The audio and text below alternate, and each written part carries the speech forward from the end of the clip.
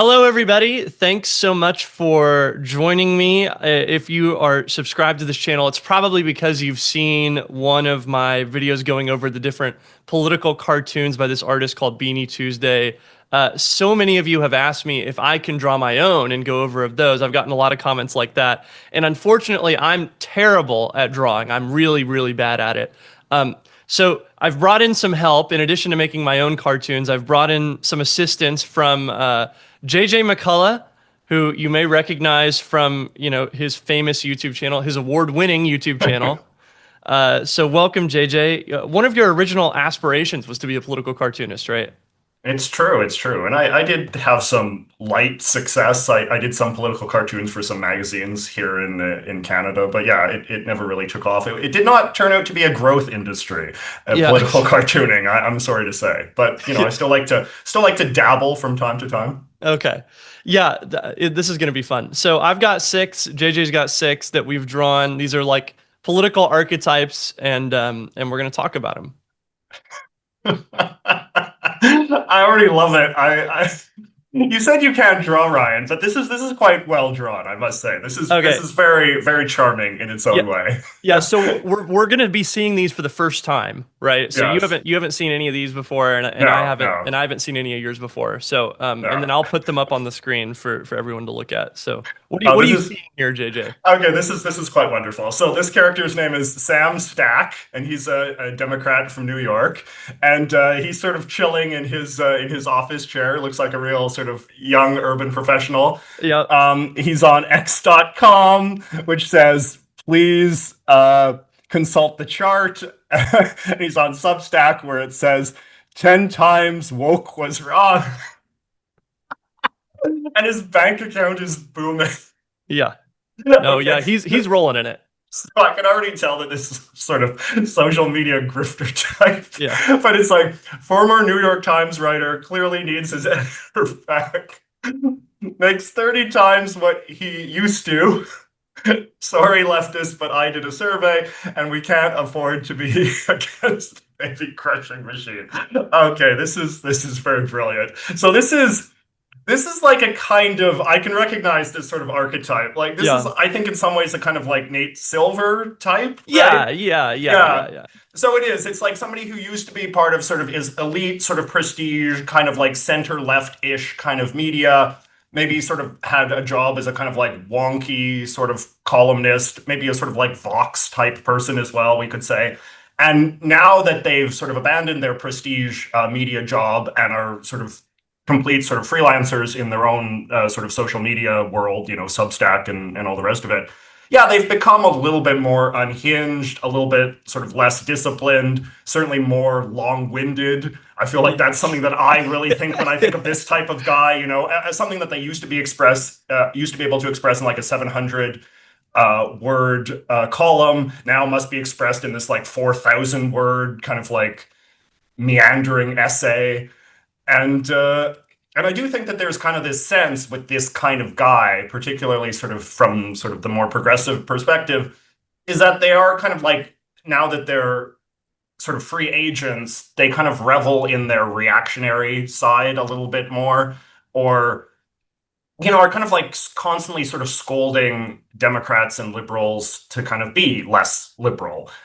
Because that's sort of seen as they're very data driven, as your character is, right. Yeah. and into sort of scolding people for taking positions that the numbers don't support. And I feel like this is sort of uniquely salient right now because Ezra Klein, I feel, is kind of, even though he still is with the New York Times, I think some people perceive him as being this kind of guy. His whole discussion with Ta-Nehisi Coates. It sort of reminded me of that. Yeah, I had several different guys in mind when I was making this, right? Like Nate Silver, Iglesias, like these types of guys, right? And they do catch a lot of flack for kind of exhorting the Democratic Party to be less liberal or just to take a position that they think is going to poll better in like conservative leaning states. And people on this channel will know that I constantly talk about like the position that a lot of these types of guys took on like the Kilmer Abrego Garcia case. That's one that I always think about. And that was one that a lot of like the data guys were very against the Democrats making into like a big headline issue. That's all I really have to say on this one. I think you nailed it. I think that's exactly what I was going for. So I'm glad that communicated well. And they're all on Substack. This is where all these guys are. Yes. And the headline on his Substack, I think, is quite good as well. The 10 times woke was wrong. Because I think that these people are very invested in a sort of narrative that, like, we're post-woke now. Like, that was a disastrous era of the past. Now the mission is sort of like what comes after, which is something very data-driven. Anyway, I will send you my first send one. it over. Let's see. Okay. All right. I know exactly what's going on here. Okay. Representative Coretta Jefferson-Catbert, a Democrat from California. She's a backbench member representing California's 53rd district, which contains Berkeley, Oakland, and somehow parts of Portland as well. She introduced HR 415, a bill to let Antifa members use women's change rooms, no co-sponsors. Seen on Fox News more than Sean Hannity. And you can see she's got like a pearl necklace. She's got like a peace sign, like the old hippie peace sign. Yes. And she looks old. Mm. She looks old. And I feel like this is like Maxine Waters. Yes, pretty much. And I was sort of, well, actually, here, you go on and describe her more. No, I think that that's who this reminds me of. It's like a person who's been in office forever, and their whole identity has been like being on the progressive end of the Democratic Party. It's like, and I think of like Maxine Waters whenever I think of this. I'm like 90% sure that's her name. I might be messing it up. But you know, she's had lots of different things over the years where she's done like controversial stuff nationally that's very popular within her district. Like I know she's one of the few times someone has presented the mace. Able to come to Maggie Williams' defense. The women of this nation will not continue to have this kind of treatment. The question. Would you please? That's a fine example. Thank you, Madam Chairwoman. Will the sergeant at arms? Have the sergeant at arms remove her. She's out of order. She's gavelled down. She didn't sit down. The gentlewoman was out of order. The chair was about to direct the sergeant at arms to present the mace. This is a tradition in the House of Representatives. If you're talking out of turn, the sergeant at arms, I think, will present you with the mace of the House of Representatives, which is this very ornate like thing. It's a silver mace with an eagle on top of it, and they'll walk in front of you and hold it in front of you. And if you continue talking after you've been presented with the mace, they can have you like, I don't know if it's like arrested or if they can just have you like thrown out of the House of Representatives. But it's like, you know, a serious thing, and it's only happened a few times. And I know it's happened to Maxine Waters once, or maybe they just threatened to present her with the mace. Because doing it, you know, it's a warning, but in itself, it's kind of a substantial thing to have done to you if they actually order someone to go get the mace and like hold it in front of you. Yeah, it's very British, right? Because it's like it goes back to like the House of Commons. They would literally like mace you back in the day, right? Oh, is that true? Would they really mace you? I think that's the idea, right? Because like the sergeant at arms like was the carrier of the mace. Yeah. And I think like in medieval days, it was like literally a way to like threaten you to shape up. Yeah, I went on a tour there once, and they have like a mace that's supposed to symbolize like the authority of at this time it was the Queen, but I guess now it's the King.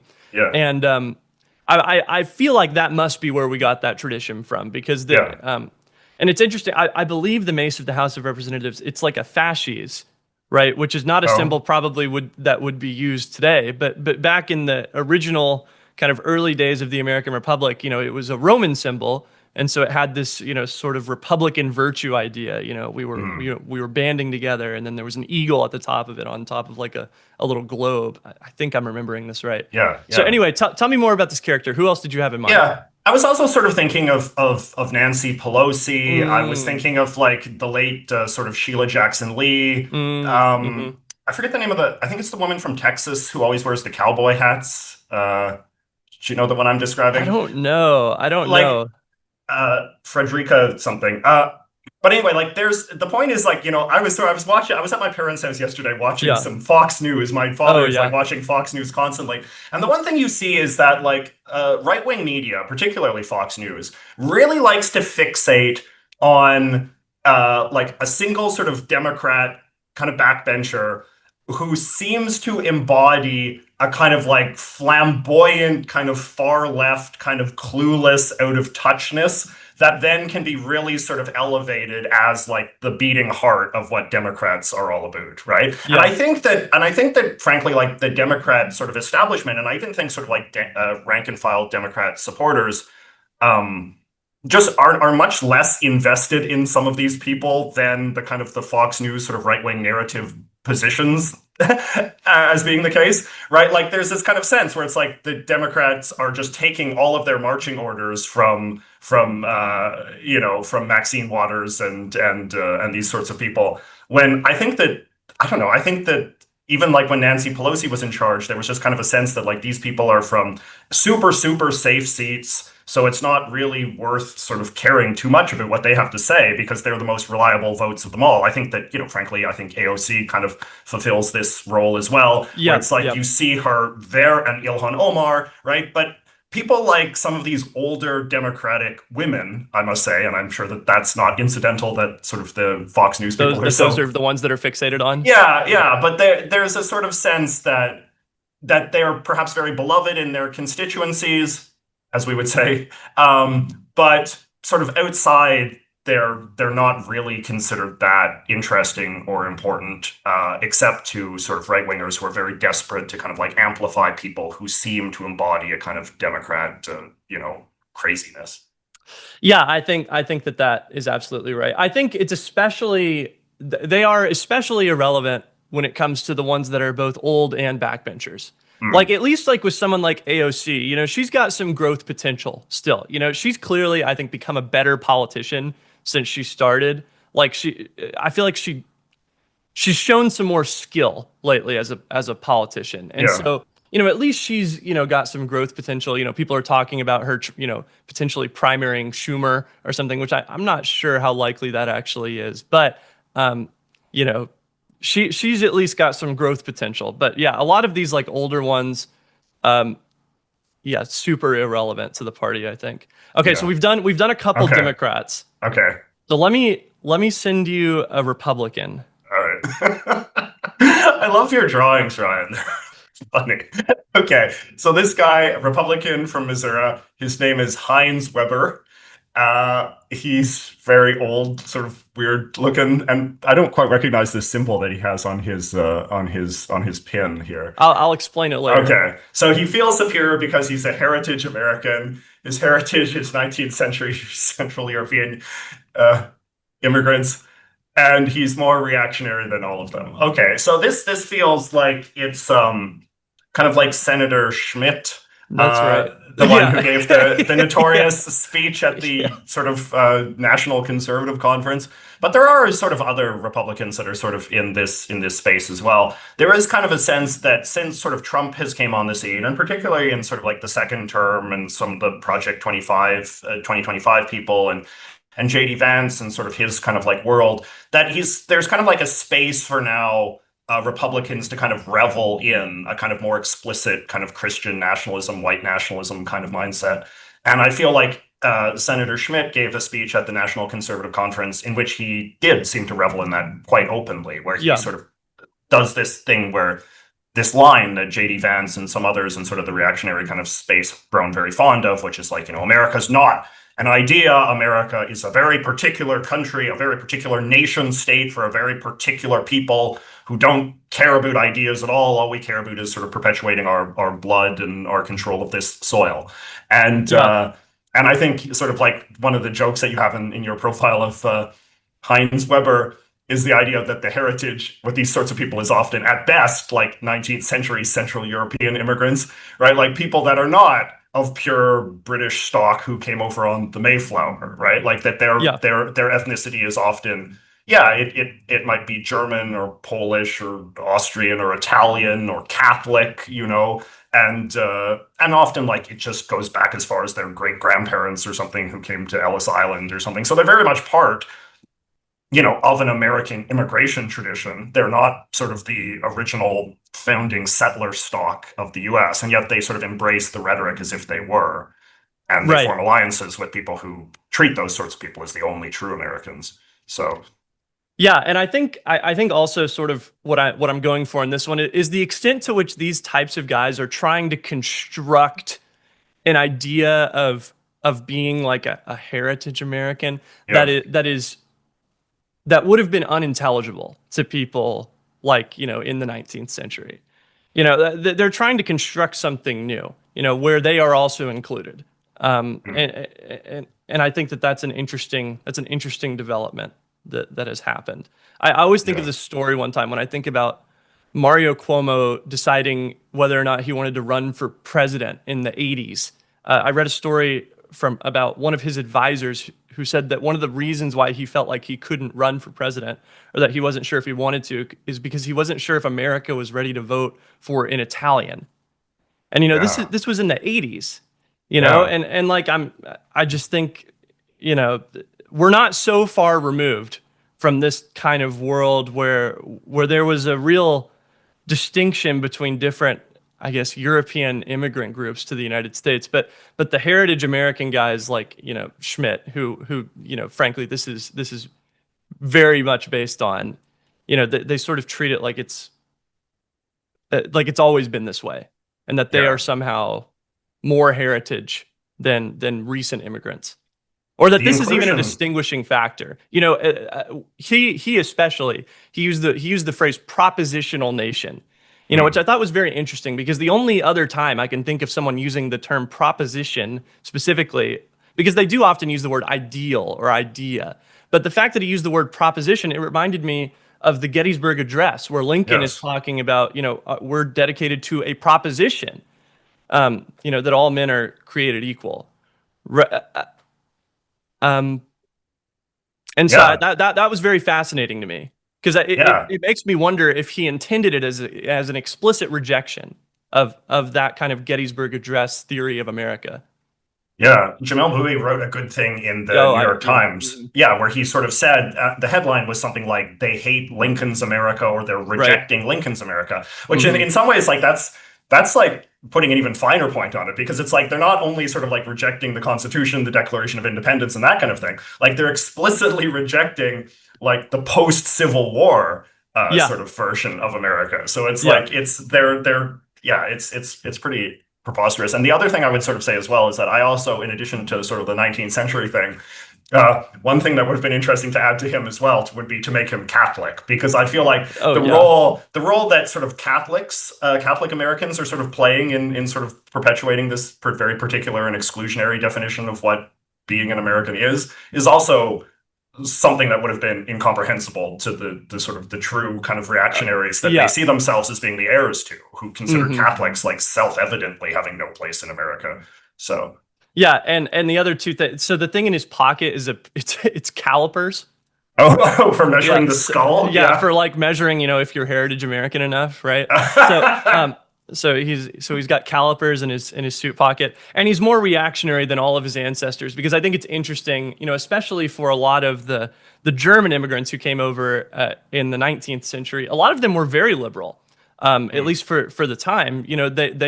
And on questions of national identity, a lot of them fought for the Union in the Civil War. German immigrants were very overrepresented in the Union Army, and a lot of them were people who were sympathetic to the revolutions in Germany that were happening in kind of the middle of the 19th century, but their side lost. The liberal side of that revolution lost, and so Mm, a lot of people immigrated over to the United States, because the United States was one of the more liberal countries in the world at that time. And so I have no idea about Eric Schmidt's actual ancestors, but I do think that's an interesting point of history on the history of German Americans in the United States.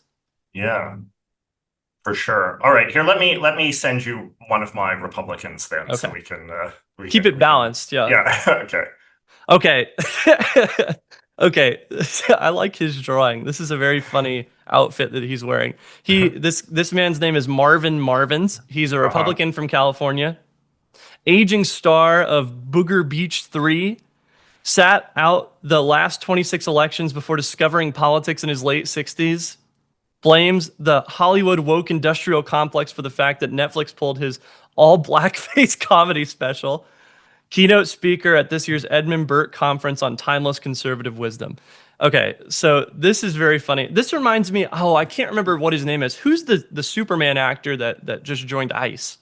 Oh yeah, I don't know that guy's name either, but yeah, he certainly would Yeah, be of this vintage. yeah, so this is a type of guy that definitely exists. This is it also sort of reminds me of like, I don't know. There's so many like comedians. Anyone who's speaking at the Riyadh Comedy Festival right now, you know, any of these guys, any of these guys, who just they were very concerned with being canceled a few years ago, but somehow they inexplicably, you know, they all ended up with massive, you know, $1 million Netflix special deals, right? And they're being treated as kind of serious political commentators now. Yes. And I guess the other joke here is that, you know, he really isn't, you know, he doesn't have all that much timeless conservative wisdom. You know, he's dressed in a very funky way.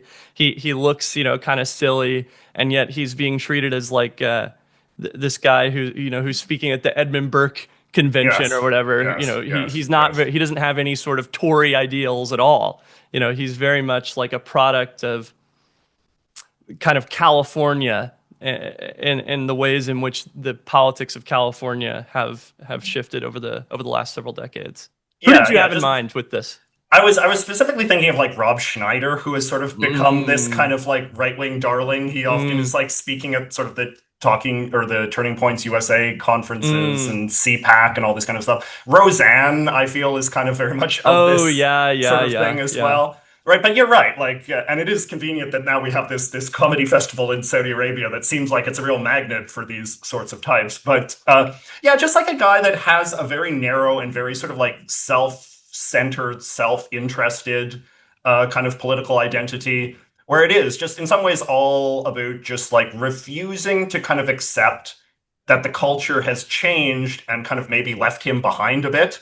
That's why I'm sort of like in the thing where I'm saying, oh, you know, he was the star of some like kind of like frat boy comedy in like the 80s and sort of like hasn't really, or like his all blackface comedy special. Like it's kind of, hasn't really accepted that like some of that stuff maybe hasn't aged well for a reason, and that there's reasons beyond just kind of like pure scolding that people might have a problem with some of the stuff that he made.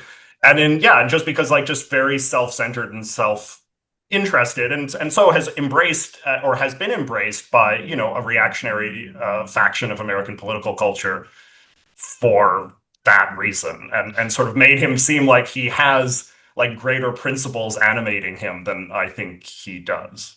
I think it's interesting with these types. A lot of times they're clearly driven by a sense of like feeling betrayed. A lot of times, you know, they feel like their industry or their people have like betrayed them, and they feel very put upon by this, even though a lot of times they're still very successful. You know, they get on the right-wing media circuit, you know, they're still making money, and there's still people watching their comedy specials or whatever, but they want that validation from, I guess, the elite culture industry, that the elite culture industry is not providing them. And more than money, sometimes I feel like this is what a lot of these guys are chasing. Yeah. No, I think that's a very accurate summary. It's the politics of grievance, right? Yeah, and I think that to the extent that the Republican sort of party, the conservative movement, becomes a broad coalition of the aggrieved and those who imagine themselves to be aggrieved, you know, you inevitably get a pretty diverse cast of characters. You have, sort of the aging kind of grosser comedy celebrity on the same stage as, you know, an evangelical pastor who, you know, views himself as being equally aggrieved because of the drag queen story hour or whatever, right? So and they can both get together behind, you know, not believing in modern medicine. Yes. This is you know, I think it's interesting. This is probably not something you intended with this guy at all, but there's a lot of like California like aging hippies that I feel like are like they're very into the alternative medicine type thing. Oh yeah, and for sure. And this is one of the interesting things that's been binding together the modern Republican coalition a little bit. You know, no faith in modern medicine. You know, whether that means like, you know, you support faith healing or you support, you know, crystal healing, which I feel like in the past might have been considered like a woo-woo, like hippie left-wing thing. But a lot of these like California type people, I feel like, you know, over time they've sort of found themselves more welcome in the Republican coalition. Yes, no, absolutely. Okay, let me send you one. Let's see, do you want a Republican or do you want a Democrat? Do a Democrat. Let's try to sort of Another delightful try. Yeah. This looks like a little Hummel figurine. Do you know what a Hummel figurine Yeah, is? yeah. Okay, so Democrat from Michigan. That's what Yeah. MI is, right? Okay. Yeah. Okay. Evelyn Normielib. Good name. Okay, Evelyn Normielib. And she looks like a really sort of frumpy grandma kind of type. And she's got her little in this house we believe sort of Mm-hmm. fun sign where all the Mm-hmm. birds are in different rainbow colors. I've seen Mm-hmm. those many times. So she's a retired teacher, of course. She voted for Buttigieg in 2020 because he reminds her of her grandson. Very good. And the blood of the tyrant shall water our fields. So yeah, I get this type.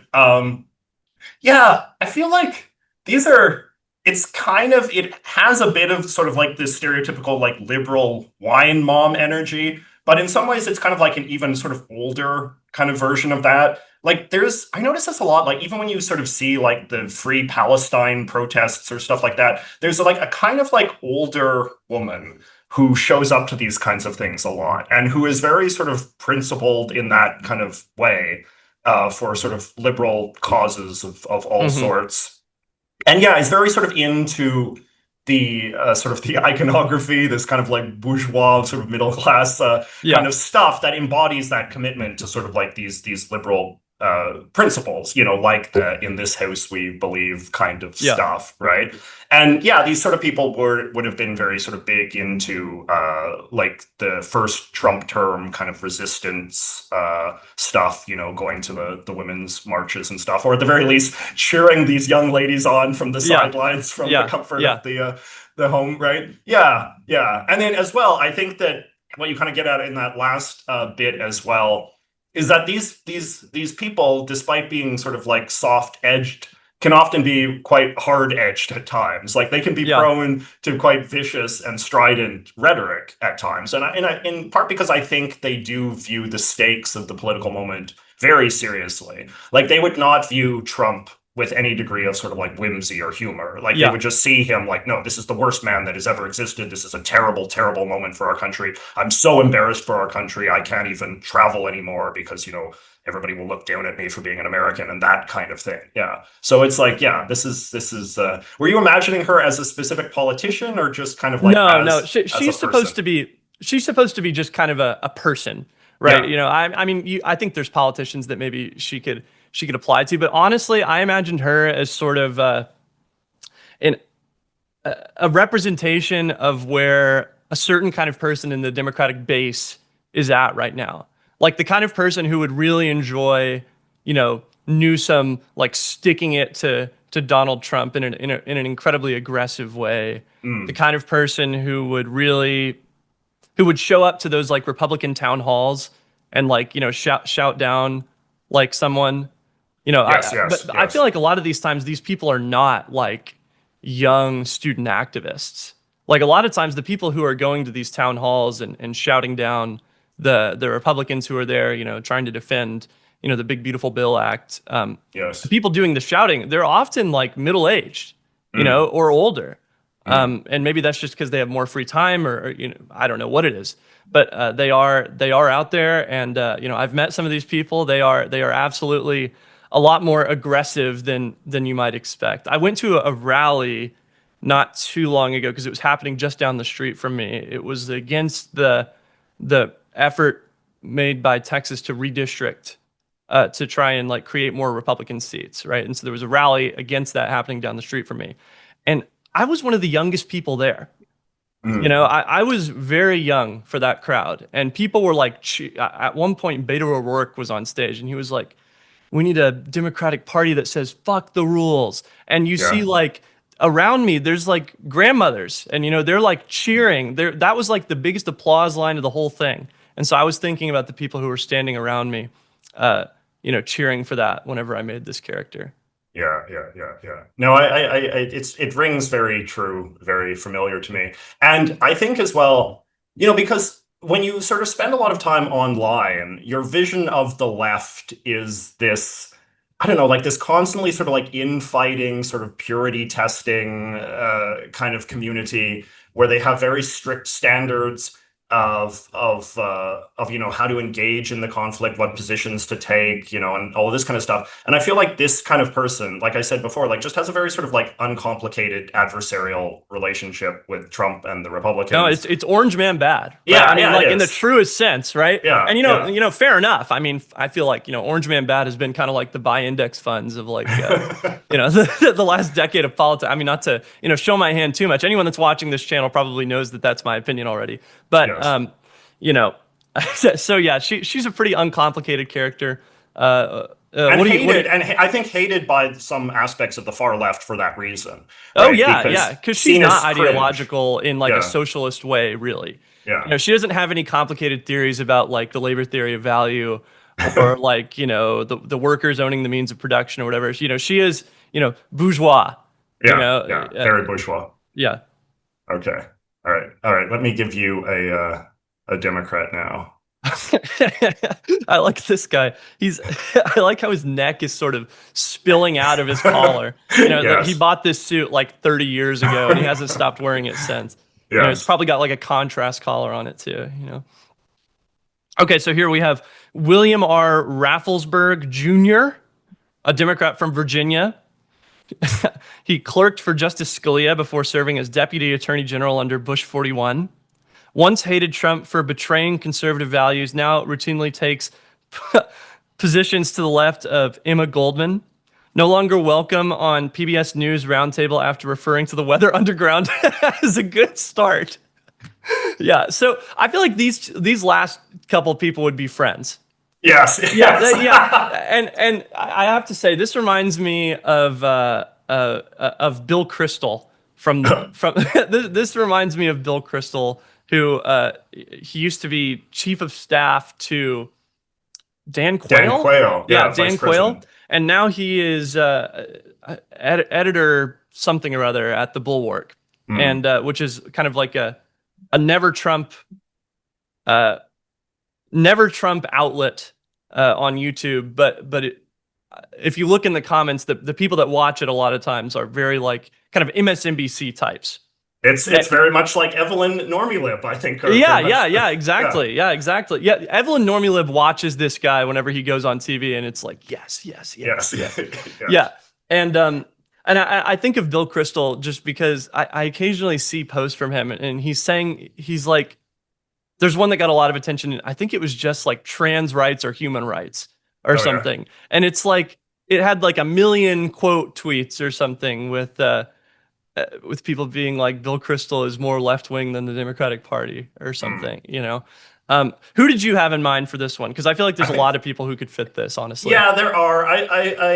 I mean, I'm a big fan of the Bulwark. I listen to it a lot. I love Bill Kristol. I love his commentary. I like Mona Charen a lot, kind of an unsung figure of the Bulwark. But I like Jonathan V. Last, and like a lot of like the older. I like Charlie Sykes. He's no longer with the Bulwark anymore. There are some older people in sort of the Never Trump community who often had very conservative sort of pedigrees. But now sometimes it's interesting to listen to their commentary, and it really like they often seem like quite dark. Like that they're very very like down on America. I have to say, like as a whole, like they become very disillusioned with a country that they served or were doing sort of writing for National Review or whatever in a very kind of like upbeat kind of frame of mind, where it's like America's great, our institutions are great, the checks and balances, brilliant system, it all works like a well-oiled machine. And I think that Trump's rise has made them very sort of jaded and disillusioned, where like now a lot of time, like some of these people you hear and they'll just kind of say like, oh, America's not so great after all. This is kind of a pretty shitty country with a lot of shitty people who are just supporting these dumb things that our dumb constitution can't protect us from anymore. I always just remember watching the Bulwark live stream of the 2024 election. And I remember like Mona Charen, who was one of the commentators there, just like being just quite bleak and just being kind of like, I'm over pretending that America's an exceptional country. It's really not. Like, it's just some country. We elect the same garbage politicians as anywhere else. Our presidents are nothing special. And, we don't have some divine mission to be the best shining city on the hill. Like, just really quite grim and quite bleak. But, at the same time, these people are also, I think, motivated by a very righteous sort of desire to see Trump brought down by, Yeah, because he feels like a betrayal of basically everything that they devoted their lives to believing in. Yes, yes. It's interesting. I wonder about this sometimes. Like, it feels like a lot of the more neocon type Republicans, they're overrepresented in this group. Whereas I feel like, for some reason, a lot of the libertarian type like the Peter Thiel types, they have been like fully in the tank for Trump. And I wonder sometimes if the reason why is because the neocon people like fundamentally liked America. They liked the idea of America. And a lot of the libertarian people, they called themselves that because they didn't like America. They didn't like a lot of what America was. And they wanted to see a lot of like the state, torn down.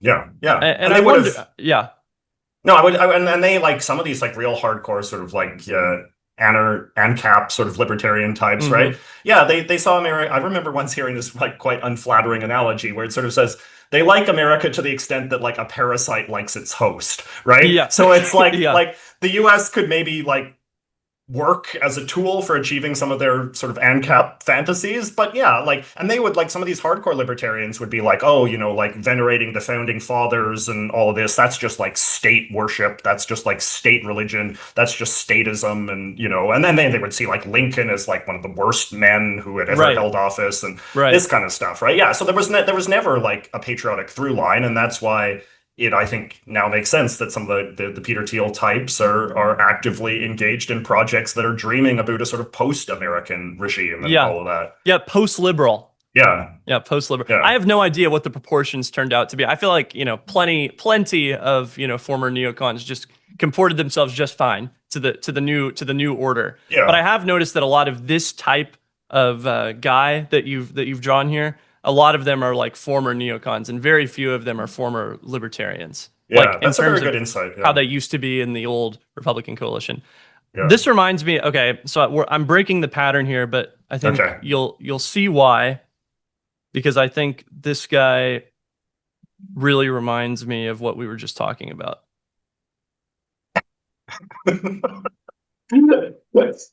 I can already tell who this is. This is Surf Learn to Code, who is a Republican from Bay Area Solve Corp. Oh, I get it. So it's like a sort of sovereign.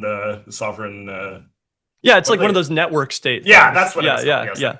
Okay, so he says like, bro, what if we just put like the smart people in charge? And he's a proud owner of Chuddy's Guide to Ancient.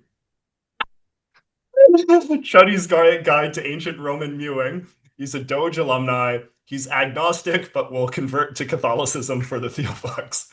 And so he's dressed as like, what is he dressed as? Is he dressed as like a sort of crusader? He's like a medieval serf. He's supposed to be like a medieval serf. So he's got like, the like sort of smock situation going on. And in one hand, he's holding a pitchfork. And in the other hand, he's holding a pitch deck. Okay. What is a pitch deck? Like, it's like a bunch of like a slideshow that you create to like, pitch your startup to like a VC. Yes. And on his chest, he's got the logos of different like VC organizations. So he's got Palantir, and then he's got Andreessen Horowitz, and then he's got Y Combinator, and then I just put the Meta logo because I thought, why not? I'll put the Meta logo. Okay. Yeah. So this is like the sort of the stereotypical Silicon Valley sort of right-wing the broligarch type, except he's a serf, which is kind of interesting. So he's not quite like a Peter Thiel. He's not quite a Curtis Yarvin, because those people would sort of see themselves as elites, right? Like that they're the bosses, but these are the sort of the foot soldiers in. Yes. Yeah, exactly. Yeah. These are the people who are like very much into them. Yeah, this would be the guy who's like very much into like Curtis Yarvin or very much into Peter Thiel's idea that liberty and democracy are no longer compatible. And he's going to be a serf in the Bay Area soft corp that gets established whenever Peter Thiel gets his way. And you have him, the proud owner of Chuddy Sky to Ancient Roman Viewing. Yeah, I feel like these are the people that are buying all of the Bronze Age pervert like ebooks exactly. And signing up for the 6-week courses on how to make millions. This is God, these people are quite insufferable. They're part of like the sort of the meme brigade and Doge alumni. Like I feel like Elon really sort of poached heavily from these sort of like young 20-something men whose understanding of politics is quite shallow. And very online too. It's very online. It's like half of their ideology is taken from like pseudonymous like X accounts. Like the Bronze Age perverts of the world, or Anyway, sorry I interrupted you. But it's the same. It's just like very like sort of sweeping generalizations about how power works in America, and that if we just, I think you used this analogy before, if we just start like ripping out the wires, eventually we'll kill sort of woke and feminists. They think woke. They think the big supercomputer that powers woke was in the basement of USAID, right? And if they just could find it and blow it up, that would fix everything. And I think that they're finding that sometimes people do actually, believe things, and in fact they weren't being paid to believe them. Yes, and the fact that you have him have the book, The Guide to Mewing, is I think also revealing, because they are also interested in a lot of sort of new age kind of quack health and looks maxing and how to this is kind of like, I've often sort of thought that this is a kind of like subculture that we've kind of forgotten about a bit, is the sort of the PUAs, like the pickup artists. Might be too young to remember when they were I remember them. The pickup artist sort of community, like just this idea that like everything is kind of a code that can be cracked, right? In the same way that the government is a very simple machine that you can crack easily with the right sort of disposition and ideology. You can also crack like your health, your muscles, your jawline, how to get lots of sex and all this kind of stuff. Like it's all just a matter of mastering a certain system of manipulation. I've never thought of it like that, but you're absolutely right. It is like the same thing. It's like systematizing it all down to, removing really the human element from any of it, and trying to just systematize it. That's really interesting. I've never thought about it like that. Do you mew, JJ? What's your tongue posture like? No, I'm at the roof of your mouth. I'm afraid not, and as a result, my jaw is starting to soften as I get older. Terrible. Well, you can do what Matt Walsh did. You can grow the beard, and you can shape it to make it look like your jawline is a lot sharper than it actually is. You should look at. I'll put the pictures on screen if I remember. Matt Walsh before the beard, Matt Walsh after the beard. Oh man, he didn't need the mewing. That's the old kind of mewing. He was he was beard maxing. Yeah, beard maxing. That's probably a real thing. All right. Okay, let me send you another. Do you want? Okay, what do I have left here? I have Republican. Okay, I'll send you this independent. Okay, I have an independent. Okay, I've got one independent too. So this will be good. Erica Viceroot. She's an independent from Washington, D.C. I feel like I already know who this is supposed to be because I almost made this person. Thinks she is the only person, oh no, over the age of 40 who has used the internet. Runs the Decoding Gen Z Substack, popular with other millennials seeking eternal youth. New book, World Wild Weird, How Memes, Meta, and Mukbangs Conquered a Generation, Put Donald Trump in the White House, and Invented Time, on sale now. So I, correct me if I'm wrong, JJ, but I believe that this is this is supposed to be a pretty pointed reference to our mutual friend, Taylor Lorenz. Yeah, to a point, but not exclusively. not exclusively. Yeah. But no, there are other people like that. But that's definitely the first person that came to mind, because there are a lot of like millennials who are interested in explaining youth culture to an older audience. Yes. You saw sometimes with the Charlie Kirk shooting, I noticed sometimes that there is a real lack of understanding youth culture in a lot of the professional commentary community. Like the one example that really comes to mind is that the shooter had carved onto his bullets like a code from Helldivers, I think, right? Some sort of code from Helldivers, but it was originally interpreted as like an anti-fascist, like the 3 arrows symbol. Yeah. And so this is a sort of very funny archetype because there's just a lot of people like this. But I do think sometimes that the professional commentary community could do with a little more understanding of like youth culture, because it would prevent some of that kind of really egregious misunderstanding. Yeah, that's fair. I suppose as a younger person, you perceive this a little bit differently than I do. I just kind of feel like, as somebody who is older, a guy in his 40s, I do feel like I have seen just so many like books churned out now, and like articles and explainers sort of being like, actually, I wanted this character, I couldn't think of how a way to work it in, but I wanted her to be saying something like, so they have these things called memes now. You know, like it can often be this like kind of like quite patronizing tone where there's just this assumption that your average person is just like so oblivious to the existence of any sort of youth culture that is different than their own. You know, that all of these, like, we need like, you know, a long essay again explaining for like the 10,000th time what Pepe the Frog is, and like this kind of stuff. So it wasn't just Taylor Lorenz, but I was thinking like, there's been like, I was thinking there was a book called like Kill All Normies. I don't know if you remember that, but it was I've heard of this book. I don't know who wrote it though. Yeah, it was quite the cause célèbre for a while. And then there was another book I remember that was called It Came From Something Awful. There's a guy called Michael Malice. I don't know if you know him at all. Yeah, he's sort of very much of this bent as well. Like, just where it's like, you wouldn't believe what the kids are up to online, right? So it's like, I agree, like it does serve a certain Well, I don't know if these people are doing a very good job of it, to be clear. I have no idea if I think a lot of times these people sort of present themselves as being a lot more in touch than they really are. Like these kinds of commentators that you see a lot, I think a lot of times they present themselves as sort of the youth whisperer, but of course they're all like millennials, and they haven't been in high school for 20 years, and they really they don't know what 6'7" means. I don't even know what 6'7" means, I feel like. But so maybe I can't even comment on the youth culture, but I mean, like, as somebody who is like an older guy who likes having young friends, like, I can understand to which there is a certain degree that this is kind of animated by a desire of discomfort with your own aging, right? And like wanting to be seen that you get the kids in a way that your other lame old friends don't. Right? Like, while your lame-o friends are all, off being middle-aged and having boring jobs and kids, I get to hang out with these cool kids who make memes and are so online and like, oh, doesn't that make me young too? Like, oh my gosh. This reminds me of a phenomenon that Brogan Art Chad was telling me about whenever I was hanging out with him a few days ago.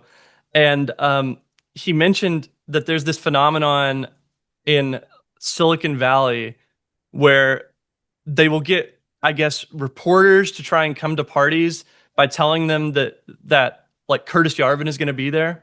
Oh yeah. That telling them that Curtis Yarvin is going to be there, and they will show up. Like a bunch of reporters that report on like culture in Silicon Valley will show up to try and talk to him, and they'll have some guy pretend to be him.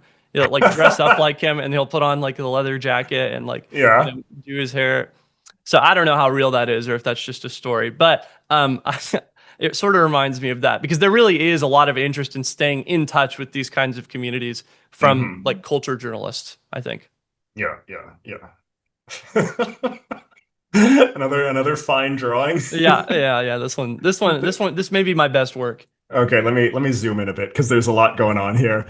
So this guy's called Mao Was Right, number 4798. And he's an independent in California. And so here he is in his home. He's wearing his Che Guevara shirt, it looks like. Yeah. He's angry and unshaven. I like his like very determinedly sort of furious expression. Yeah. It looks like he's wearing his gym jams, Yep. Yep. his boxer shorts, Yep. and he's using his computer where he's watching Hassan versus ETH volume 22. So it's more of this kind of like streamer slop conflict drama soap opera content that he's watching. And meanwhile, on the outside, we have people that are protesting, doing Palestinian rights, no kings, no ICE. And he's indoors, and he's running for head mod of a 200-person Discord. Scratch that, he dropped out because that's too electoral. Okay, so this is like this is like a very common sort of hyper online person that maybe my character would be very interested in as viewing the future of politics, right? Someone who's like very obsessed with like online drama, whose understanding of what politics is just so shaped by like social media personalities, streamer conflicts, and probably has a very sort of bespoke hyper left ideology of some sort that in some ways like justifies his detachment from real world politics. Like he probably doesn't know that much about the way that I like to think of this is like there's a certain kind of person that thinks like the Israeli-Palestinian conflict is primarily a conflict between streamers, right? Like that's basically what it is. And so to the extent that he is plugged into that, he's plugged into it to the extent that it manifests in a sort of online drama that he can keep on top of, as opposed to actually learning things about the situation. And it would never occur to him to leave the basement to actually go outside, right? And you know, I put the Palestine protester out there because this is ostensibly something he would care about. Right. Whereas, he's inside, he's watching the 22nd iteration of Hassan versus Ethan go back and forth about, which one of them was meaner to the other about their positions on the Israel-Palestine conflict. And, outside there's people actually, trying to do something. And, he's just indoors. He's indoors trying to run for mod of a 200-person Discord server, but he dropped out because it's too electoral. And I mean, that's just pointing to the fact that, a lot of this type of person who has a very, I think you said, bespoke left-wing ideology, they don't believe in elections. They think it's, giving credence to the bourgeois system or whatever. And so, that's a fine philosophical position, whatever, right? But, in reality, it makes you politically impotent. You can't affect politics really if you're not willing to participate in elections at all. And it's also a convenient pretext leave the house. No, it's also a convenient pretext to just rationalize your own ignorance. Yes. Right. Yes. Like because it's hard, right? Like it's hard to follow the day to day and keep track of legislation and elections and all of this kind of stuff. Where it's very easy to just do what you want to do anyway, which is consume play games, the streamer slot. Yeah, precisely. Yeah. So no, I think this is a fine fellow. Yeah. I love his little face. He's just so he's very angry, and I'm glad you picked out the Che Guevara t-shirt. I was wondering how that would show up, and he's just indoors. He's got his I noticed I love these little subtle details. And he's got a gamer chair. I was gonna say that. I was just gonna say he's got the gamer chair with the little adjustable headrest cushion thing. Yeah. I was imagining him having one of those light up keyboards as well. Oh yeah, he definitely would. I tried to draw like he was using like capital like as like a mouse rest. But it didn't show up because I wanted to really emphasize the fact that he really does not actually care about any of this. He's just using it as like a mouse pad or something. But it didn't show up very well. Anyway, let's see. What do you got? Or is it my turn or is it your turn? It's my turn. Oh, it's your turn. That's right. Yeah. So, here's another one. Kathy Scarewillow. Oh, yeah. Okay. She's a Utah Republican. She looks very, very happy, but also a little bit sinister. I would say she's kind of got like this going on. Yes. And she's the host of the popular Chatty Cathy health and wellness podcast focused on clean eating, celebrity gossip, and flat earth theory. trusted voice of reason for middle-class suburban moms looking for straight talk on healing amulets. And Senate confirmation hearing scheduled for next week. So this is very good because it also reminds me of the conversation that we were having earlier, where a lot of these people I feel like would have been this type of like new age hippie, crunchy, woo-woo type person might have been considered like a left-wing archetype, not so long ago. I feel like a decade ago, I feel like I would have considered this type of person to be like almost certainly a Democrat. Yeah. But these days, it's very much not the case. Did you have a particular podcast host in mind whenever you were making this? Yeah, I was sort of thinking of Ali Stuckey. Do you know her? I don't know her. She's sort of like I mean, this seems very gruesome now, but do you remember like I remember sharing with you the like the Charlie Kirk like women conference. Do you remember that? Mm-hmm. And sort of like she is, I think, a big wheel in sort of the Daily Caller or the Turning Points USA or one of these kind of like right-wing sort of networks. She has a popular podcast, and it's very like it's very cozy. She has her long blonde hair and she wears like her cardigans, and there's lots of like cushions in the background, and she'll have her cup of coffee, and it's very much like we're just having some girl chat and girl talk. But it's and I was thinking of Candace Owens as well, because Candace Owens has a lot of this. I was thinking of Candace Owens for this too, but she's almost like too crazy.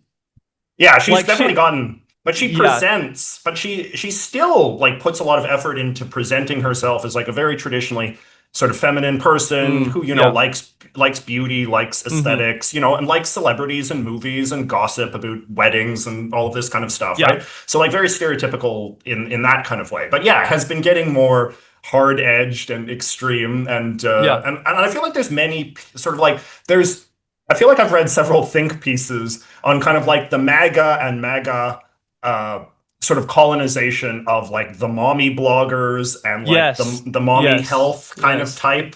So, and I think that RFK has been definitely a big entry point for a lot of these people, because he is a man who really knows how to speak that language, the anxieties about like chemicals in the food and sort of unnatural, dyes and sort of mom anxieties about autism. And I'm sure it's like traumatic, I don't know if traumatic's the right word, but I'm sure it's scary inherently for like a new mom to be told like, okay, you need to give your kid like all these vaccines. I'm sure that's a scary thought for a lot of people. Of course, the science backs it up, but emotionally, I'm sure it feels very scary. I feel like that's been I've read an article, I can't remember where at this point, but that's been a big proliferation point for like the anti-vax stuff in like the kind of mommy blog sphere. Is like I think a lot of people feel like it's inherently kind of like spooky. We've got to do something that makes the kid uncomfortable, and so then there's a lot of like post hoc rationalizations of why it's bad in spite of the science, because it emotionally feels very, very scary.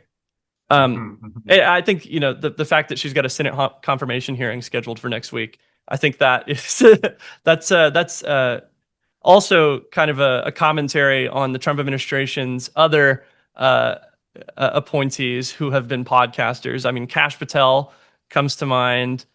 He used to host a podcast that was just like conspiracy stuff, right? Or that's a big part of what he would talk about.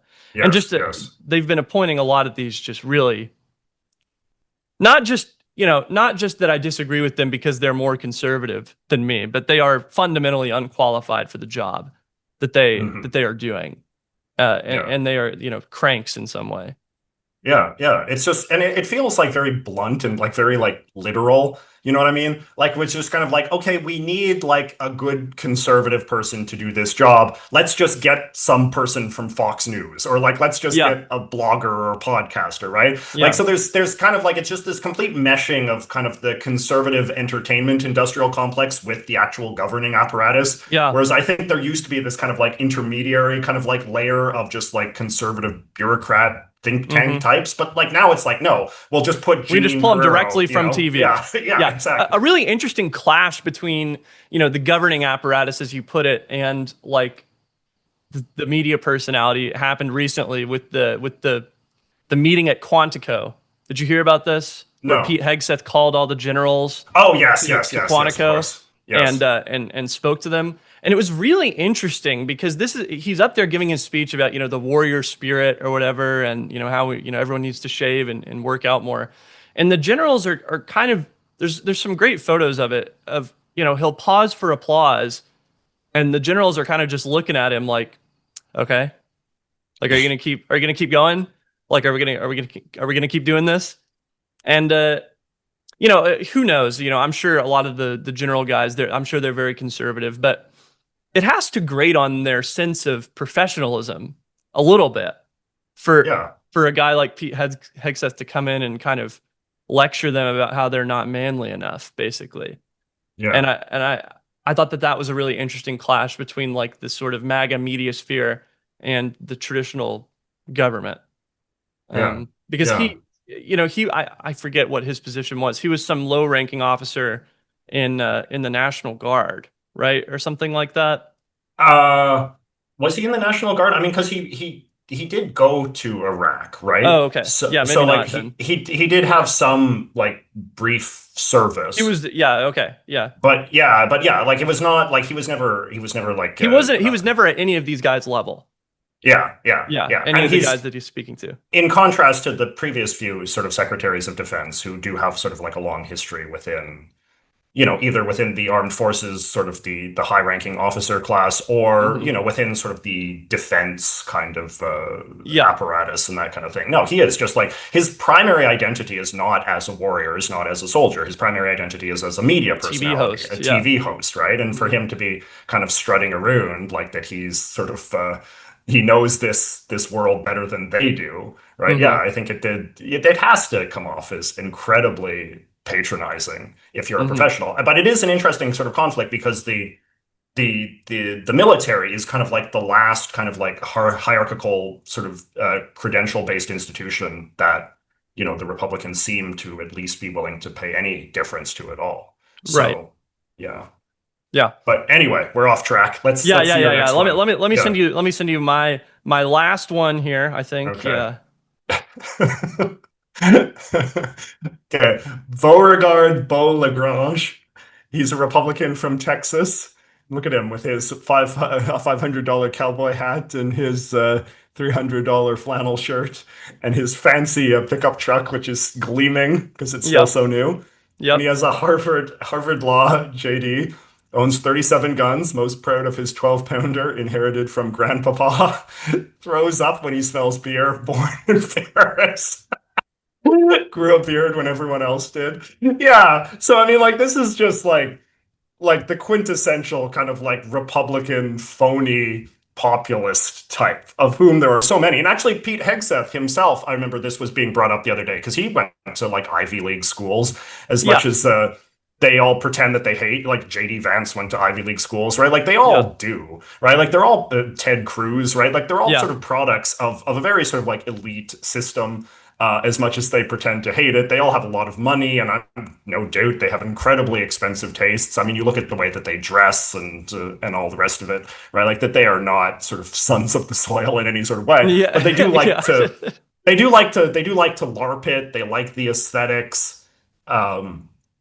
Yeah, and even like the guns, right? Like the guns is a good example because it's like guns are expensive, right? Like to have a huge gun collection, like that's not something that like a working class person does, right? Like that's like as any sort of collection is, particularly when you're just owning them for pure sort of aesthetic preference, not for any sort of practical purpose, right? Like that's something that you have to like set money aside. Like that's like your spending money. That's not your survival money, right? And throws up when he spells beer because just. But he's holding beer, right? He's holding beer because it's aesthetically it's useful to pretend that you care about these sorts of things. And born in Paris, when I like that, like. Because like when I don't know what you were getting at when you said born in Paris, but the way like I'm imagining that is like, okay, like his parents were like elite kind of like globetrotter types. Yeah, exactly. And so like an ambassador or something. Like they're over there, and I mean obviously people from Texas that are familiar with Texas politics will immediately recognize this as like Ted Cruz,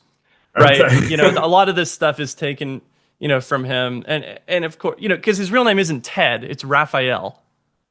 Oh, yes. Oh, yeah. yes. Oh, I get it now. Uh-huh. Okay. Now I'm And so- really seeing the Ted Cruz. Okay, I get it. Yeah, and so like his name is Beauregard, but he Yes. goes by Beau. And this is also I sort of took that idea from the name of the Tarrant County Republican county chair, whose name is Beau French. And so I gave him like a French name, and his name is Beau. I don't know what that guy's actual name is, but I thought it'd be funny if he had like a pretentious sounding first name, but he went by some sort of working class sounding, Beau. Yes, yes. No, I like it. And and just like how Ted Cruz was born in Canada. Yeah.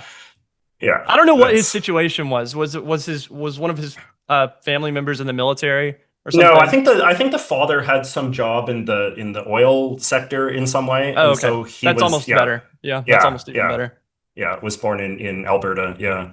So grew a beard when everybody else did. Yeah, like there's a kind of like insecurity, like just trying to do the cool thing. Like I saw a lot of this in sort of like JD Vance. JD Vance, to be fair, does have a more sort of hard. Yeah, he actually background. is sort of like working class in heritage. Yes. But at the same time, JD Vance also, I think, very clearly was a man who was, I think, seduced by some of the finer things. And, he was, like a guy who clearly like valued being educated, being literary, being a writer. Like he was seduced by that kind of world. He doesn't have a great amount of respect for the working class culture that he came from, right? No, his whole book is about how terrible it is. Yeah. Yeah, and so to the extent that he now tries to kind of like LARP as if he's the sort of good old boy whose culture he very consciously and explicitly rejected, he reminds me of this of this guy as well. Yeah, absolutely. Okay, so you've got one more, right? Okay, I've got. I guess this is the last one of our little session. Okay, this is probably a good one to end on. Okay, so it's image missing, and it's like taped up to the wall, and it says Senator Bob Creamaux, Republican from Louisiana, obedient servant of the Lord Jesus Christ, third highest ranking Republican in the United States Senate, chairman of both the Continuing Government Finance Committee and the Committee on Health, Climate, and Justice. No known photographs exist. So I'm not exactly sure I feel like this could be getting at a couple different things. I feel like this reminds me of the fact that there's a lot of powerful people in the U.S. government that are not necessarily like in the news all the time. Yeah, maybe it also sort of this reminds me of a lot of hidden currents in American government that don't get a lot of media attention. So the fact that he's like a very devoted Christian in a not interesting way, he's like an evangelical Christian. He's a very powerful member of government. He holds all these posts. Presumably, he's really old as well. I don't know what were you getting at here? Yeah, I think that's about it. I was actually thinking a little bit of John Thune when I made this. Like a guy like the new Senate Majority Leader, who actually I was watching on Fox last night, and it occurred to me that was the first time I'd ever seen his face. I don't know if you could imagine, maybe you could because you're more literate in these kinds of things, but it's like I was just very struck by him because I'd never seen him before. He's very like intense blue eyes. He has very like square head. He just looks different than what I imagined. I've read about him many times. Yeah. And then I just kind of realized that this guy's just very mysterious to me. And I feel like what you said before, like there are a lot of Republicans who are very powerful but are kind of like not known. And I think this is a sort of real unique dysfunction of the internet age where we tend, and I think this is for Democrats as well, is that we tend to just really fixate on anybody who has a very flamboyant and sort of eccentric personality or look or goes on television a lot and likes to be a sort of like viral kind of social media darling.